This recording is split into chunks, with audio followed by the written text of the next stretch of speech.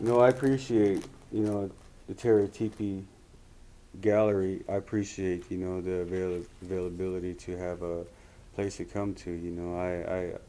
I've seen a lot of places out in the city around here and experienced some hardships, as an artist, and just trying to sell, the things that I want to sell, as far as my artwork goes, showing, and even with amongst the other tribes, like there's no native galleries around. There's native owned galleries. I've looked around and I've seen only museums and other galleries who don't support native culture with art. And this is all I am. Is indigenous. They call us Native American. They call me Navajo.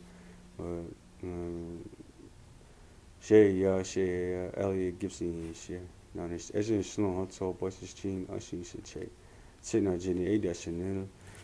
Late watch in New Mexico. Shook on the other. I come from New Mexico. And I lived in Washington, and as an artist, I survived. And it's one of the good things that keeps me connected to the world, and it helps me guide my way as a full-time student. Still doing my artwork and going to school. It's just something that keeps my dreams alive. So to speak. You I'm from New Mexico on the Navajo reservation, on the New Mexico side of Northwest, small town called Tehachapi. Tehachapi, New Mexico, north of Gallup, New Mexico, about 28 miles. Um, Gallup, New Mexico is one of our areas where we go. All our shopping goes there. You travel about 45 minutes to get there, and pretty much everybody in the reservation goes there on Saturday. It's kind of like the gateway for all the Western civilization stuff back in the old days. So it's kind of still like that today. Go over there, sell our artwork, and go over there and show our artwork, and tourists and art collectors come through. I used to do silversmithing, earlier in the 2000s and the late 1990s, and show my artwork over there. And I got into working with feathers from my uncle Robert, and he's a veteran and served in the Korean War, and his last war he served in was the Vietnam War, and he didn't have anybody to show the artwork or the spiritual side of working with feathers, and connecting those elements to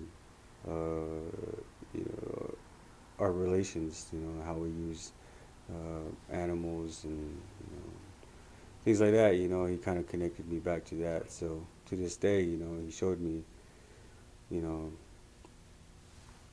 a lot of different styles, and he told me that I would pick up my own, and so I found different ways. This is more of a contemporary type that I had. It's more of a, just with using cones and beads, and with the mixed stack. Um, a lot of my relatives back at home, they call these a scattered fan, meaning that it's scattered to the side, and it opens up, and just the different types of feathers that are in there. And I got 3 different birds in there. So it, it's pretty interesting how some people prefer their fans, or you know, but for me, I just use the spirit of the animals, that the way they come. If they came to me in a good way, I try to do the best I can. If they came to me in a way where I didn't know where they come from, or somebody had them, and my uncle tells me to the prairies go with you, so I just take care of it like that. So you know I also do a lot of feather work in the display, in the decor, rather than the cones and the beads. So this here is more my style. Um, that I haven't seen anywhere else, and you know, I just take care of it that way, and honor people, honor our relatives that way,